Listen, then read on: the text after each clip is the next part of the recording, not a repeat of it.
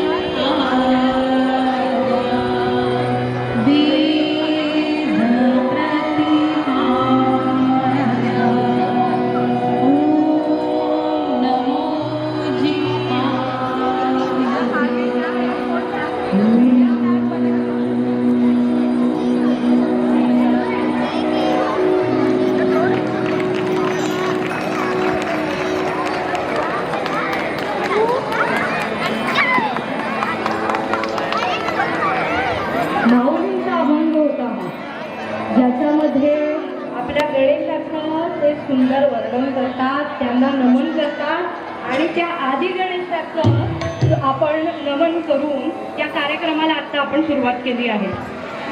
खरं तर संत मांदियाळीमध्ये सगळ्यात श्रेष्ठ संत ज्ञानेश्वर महाराज आणि मग त्यानंतर अनेक संतांचे आपण दाखले पाहतो. त्यामध्ये एकनाथ महाराजांची एक गोष्ट मला आता तुम्हाला सांगायची आहे. जरा लहान मुलांनी सगळ्यांनी इकडे लक्ष द्या बघू. ही गोष्ट किती किती जणांनी ऐकली आहे त्याच्यानंतर मी विचारणार आहे तर हात वरती करू. सगळ्यांना हात वरती करायचे ही गोष्ट ऐकलेली असेल. संत एकनाथ महाराज मला सांगा कुठच्या गावचे होते? कोणाला माहिती आहे? एकनाथ महाराज कुठच्या गावचे होते? हा ये उभे एकनाथ महाराज संत एकनाथ महाराज कुठच्या गावचे होते? कोण सांगू शकेल एकनाथ महाराज कुठच्या गावचे होते? एकट्याला पण माहिती नाही?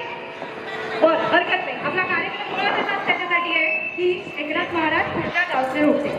ते पैठण गावचे होते.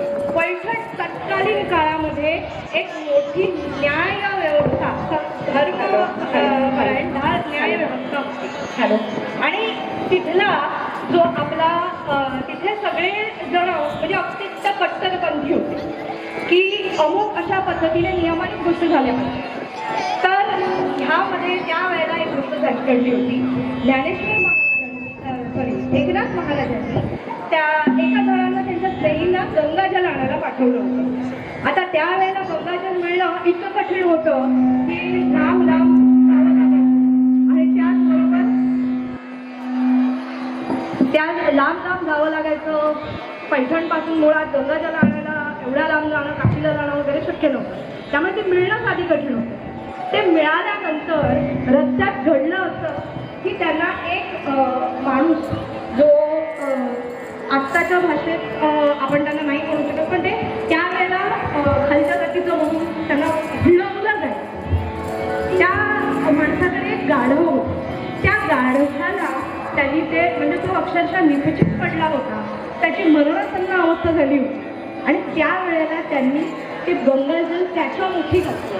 म्हणजे एवढं कठीण मिळायला झालेलं ते गंगाजल त्यांनी त्यावेळेला त्याच्या मुठी घातलं आणि सगळीकडे त्यावेळेला खूप दुष्काळ पडत होता. आणि हे कळल्यावरती तत्कालीन सगळ्या समाजाने एकनाथ महाराजांवरती खूप जास्त डागड्या लावल्या होत्या. असे आपले एकनाथ महाराज की जे ह्या प्रवाहाविरुद्ध व्हायला सुद्धा तयार होते आणि म्हणूनच त्यांनी समाजात आज एवढं मोठं कार्य केलेलं आहे. आजही आपण बिसलेरीची बॉटल मिळाली तर त्यातलंही पाणी आपण गाढवाला देऊ का याची जरा शक्यताच कमी वाटते मला. पण त्यावेळेला त्यांनी गंगाजल दिलं होतं. तो किती जणांना माहिती होती गोष्ट एकनाथ महाराजांची? एकाचही हातवरती येत नाही. हा इथून काही मंडळींना माहिती होती. इथे काही मंडळी दिसत आहेत ज्यांना माहिती होती पण आता नव्याने तुम्हाला कळली आहे. तर अशी हे एकनाथ महाराज आपले संत श्रेष्ठ एकनाथ महाराज ते पैठणवरून. आता ऐकूया आपण पुढचा अभंग म्हणे.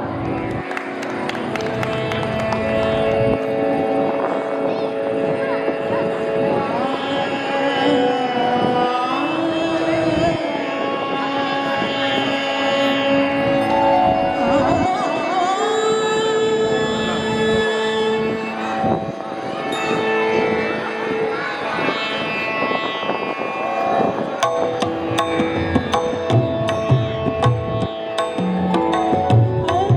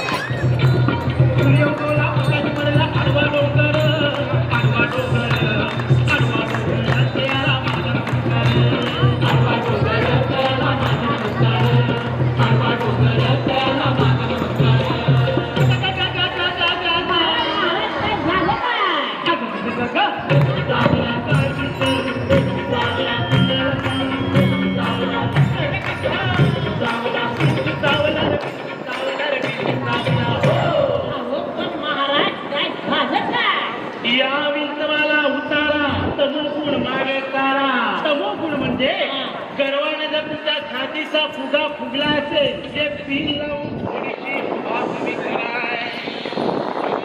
या विठ्ठलाला उतारा तनु गुण मागे सारा शप्प गुण लावा अंगारा विंचू इंगळे उतरे थरथरा. अरे विंचू चावला, अरे विंचू चावला.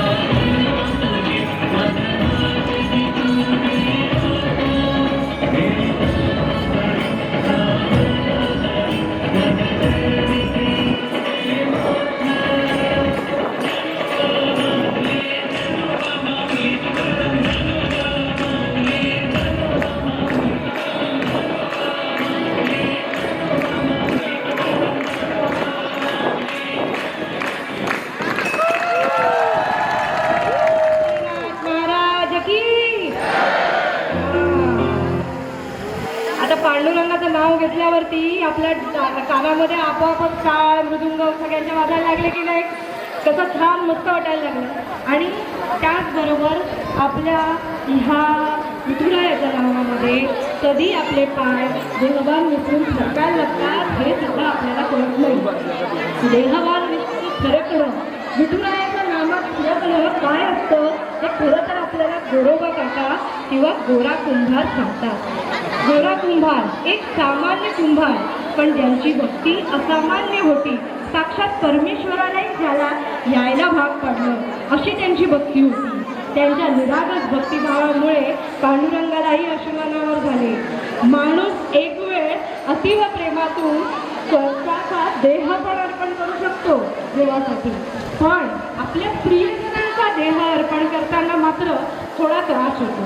पण इथे तर गोरोबा काकांनी आपलं साक्षात मूल गमावलं होतं आणि पण विठ्ठलावरचा विश्वास मात्र त्यांनी गमावलेला नव्हता. अशाच हा त्यांचा साथ विश्वासाला सार्थ ठरवत विठ्ठलाने त्यांचं मूल जिवंत केलं. असं हे त्यांचं उत्कट प्रेम आणि भक्तिभाव. पण भक्तीचा रंग हा माणसांवरच असतो का? नाही. भक्तीचा रंगात सगळेच लावून निघतात. भक्त, भगवंत आणि साक्षात आदिशक्ती सुद्धा. आदिशक्तीची ही भक्ती तर अतिशय दिव्य, जिथे आषाढी कार्तिक ते आषाढी कार्तिकी भक्त आणि भगवंतांचा सोहळा चाललेला असतो.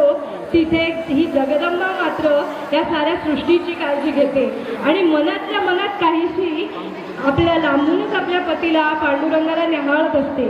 भक्त आणि भगवंत या भक्ती सोहळ्यात अखंड बुळा आलेले असतात, पण ती रखमाई मात्र साऱ्या जगाचा संसाराचा गाडा एकटी हाकत असते व आपल्याला विठुरायाच्या नामातच सर्व सुख मारते. जय जय पांडुरंग हरी, जय जय पांडुरंग हरी असं आपण नेहमीच बोलतो, पण हे बोलत असताना रखुमाईकडे थोडं दुर्लक्ष होतच ना आपलं, नाही का?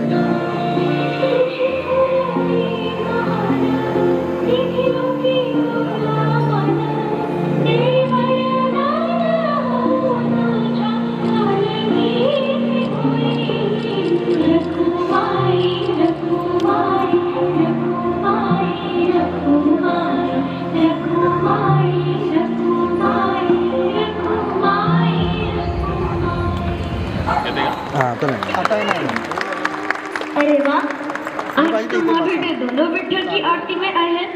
कुछ समय उस विठ्ठल को भूलकर घर परिवार में ध्यान दे दे तो आपकी बड़ी कृपा होगी। विठ्ठल भी तो हमारे परिवार का हिस्सा है। हाँ हाँ, तो परिवार के सारे सदस्यों से मिलने का समय बराबर बराबर बांटना चाहिए ना। देखो, इस विठ्ठल ने ही तुम्हें मेरी अर्धांगनी के रूप में चुना और ये नन्हा बालक भी उसी विठ्ठल की ही देन है। हाँ हाँ, विठ्ठल की ही देन है, तो उसी विठ्ठल का प्रसाद समझकर कभी लीजिए ना अपने हाथों में, कभी अपने गोद में उठाकर खिलाइए ना इसको। यदि आप सारा लाडकर उस विठ्ठल पर ही मुस्तवर कर दोगे तो इस नन्हे विठ्ठल के हिस्से में क्या आएगा? ये मिट्टी। अब दोनों विठ्ठल को आप ही संभालिए, मुझे कुएं से पानी लेने जाना है, ध्यान रखिएगा। आज अपने विठ्ठल के लिए मटका बनाऊंगा और प्रतिदिन उस मटके में पानी भर के अपने विठ्ठल को स्नान कराऊंगा।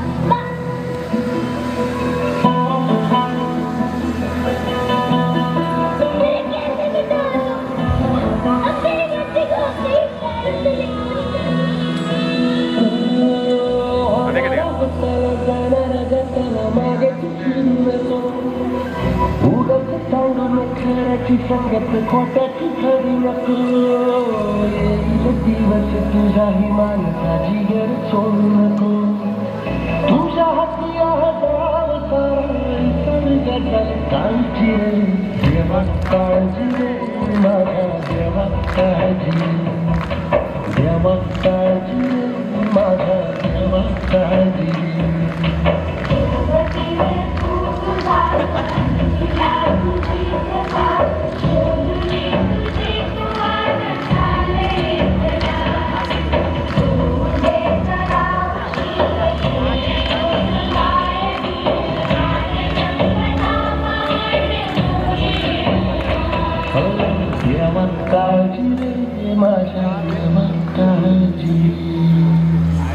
धन्य है तू होगा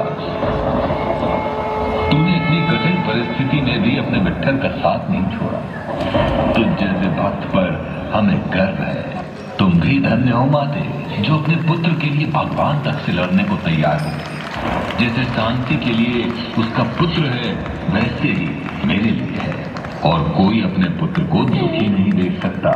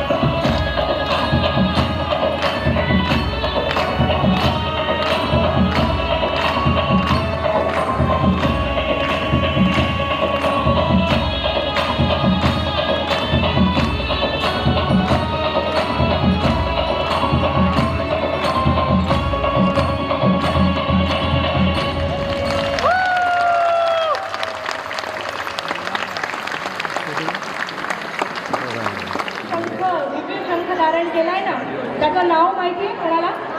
त्या शंखाला पांचजन्य शंख म्हणतात. ओम पांचजन्याय विद्महे पावमानाय धीमहि तन्नो शंख प्रचोदयात. या पांचजन्य शंखाने त्रेतायुगात प्रभू रामचंद्रांच्या बंधूच्या रूपात जन्म घेतला, म्हणजे शत्रुघ्नाच्या रूपात जन्म घेतला आणि लवणासूर नावाच्या राक्षसाचा वध केला. अशा या शंखाचे फक्त आध्यात्मिक फायदे नसून आपल्या रोजच्या आयुष्यात स्वास्थ्यासंदर्भात सुद्धा खूप फायदे आहेत. जर आपण रोज शंख वाजवला तर आपली फुफ्फुसाची क्षमता वाढते, चेहऱ्याचे व गळ्याचे स्नायू मजबूत होतात, त्यांची ताकद वाढते, आपला मेंटल स्ट्रेस कमी होतो, सकारात्मक ऊर्जा वाढते. चला तर मग दुमदुमून जाऊ दे आपली ही सुंदर वास्तू या मंगलमय शंखनादा.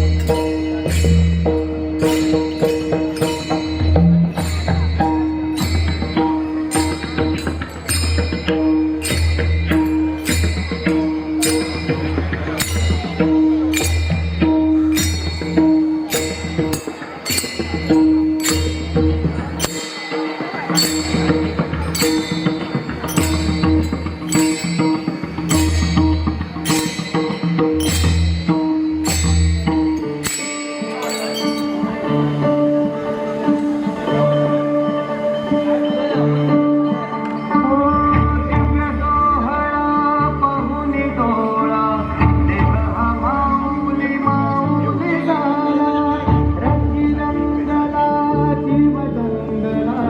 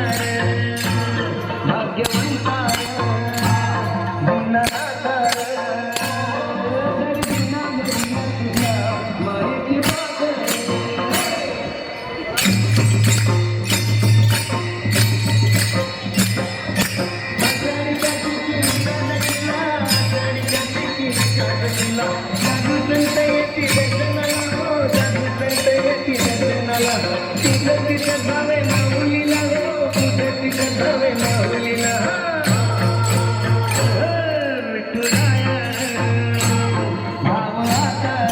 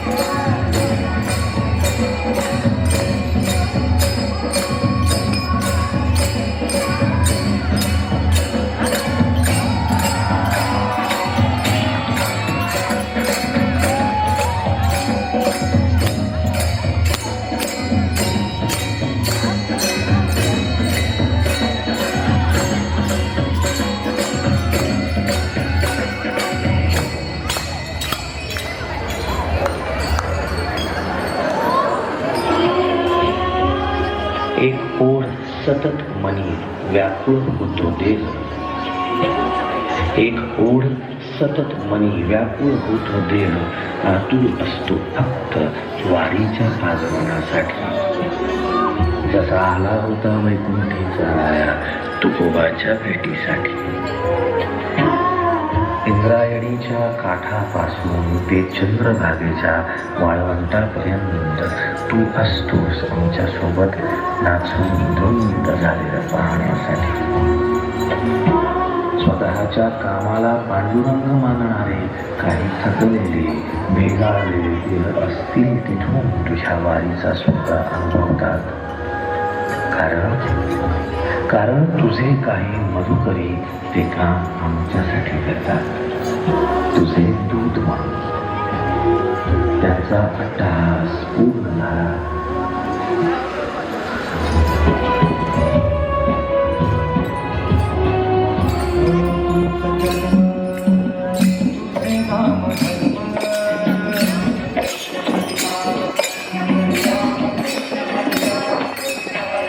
कर्म तुझे नाम धर्म वार करी पंखा पांडुरंगा.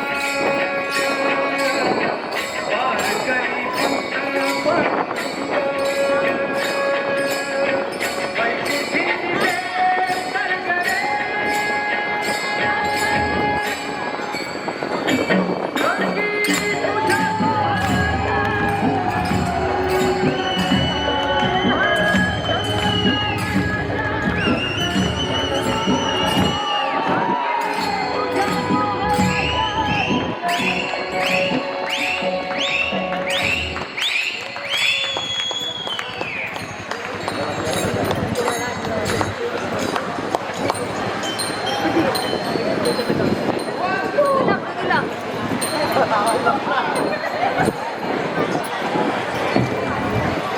काय सुंदर वारीचं दृश्य आपल्या समोर या सगळ्यांनी सादर केलं नाही का? याला काय म्हणतात माहितीये का? याला म्हणतात रिंगण. रिंगणाचे दोन प्रकार असतात. एक उभं रिंगण आणि एक गोलाकार रिंगण. रिंगण म्हणजे गोलाकार लोकांचा समूह नव्हे तर प्रतीक आहे एकात्मतेचं आणि अनंताचं. म्हणजे ज्याला सुरुवातही नाही आणि अंतही नाही. आणि म्हणूनच हे रिंगण सद्भावना वाढीस लावतं. कारण ह्या तिला सगळे ओळखतातच. तिने पण खूप मेहनत घेतली आहे. मी मगाशी म्हटल्याप्रमाणे फक्त 15 दिवस भेटलो मी, पण ह्या थीम सुचवणं, त्या इम्प्लिमेंट करणं या खूप महत्त्वाच्या गोष्टी आहेत आणि त्या साक्षात्कारात आज आले आहेत असं मला वाटतंय. त्यानंतर श्रद्धा, तिला आम्ही खूप त्रास दिला आहे प्रत्येक गोष्टी. तर ही श्रद्धा तिने कोरिओग्राफ केला आहे हा आमचा डान्स. त्यानंतर श्वेता पण आहे, ती सगळ्यात ऑलराऊंडर आहे. सगळ्या कॉस्ट्यूम म्हणा, सगळे डान्स म्हणा, त्याची होती, सगळे काही प्रॉप्स आहेत हे ते सगळ्यात. त्यानंतर दीप्तीने पण आम्हाला खूप हेल्प केली आहे. म्हणजे इव्हन आता आम्हाला कुर्ता घ्यायचा, आता दुकानात जायचं आहे, हे करायचं आहे, ते करायचं आहे, कुठून आणायचं, हे सगळं तिने आम्हाला मॅनेज करून दिलं. कीर्तीने पण खूप कोऑर्डिनेट केलं सगळ्यांची खूप मेहनत आहे. रीना कॉस्ट्यूम आणि प्रॉप्स यासाठी पण तिने खूप मेहनत घेतली आहे. संकेता हिने लहान मुलांचे टीनेजर सगळ्यांचे डान्स बसवले. बाकी कळतात माझं कोण. आणि सांगायचं झालं तर अमोल आणि अजय, अमोल वैद्य आणि अजय हे न चुकता रोज आमच्या प्रॅक्टिसला इथे हजर असायचे. आम्हाला काय कमी पडते काय नाही हे ते बघत होते आणि आम्हाला इन्स्पायर करत होते. त्यामुळे आम्हाला कसलीच काळजी नव्हती.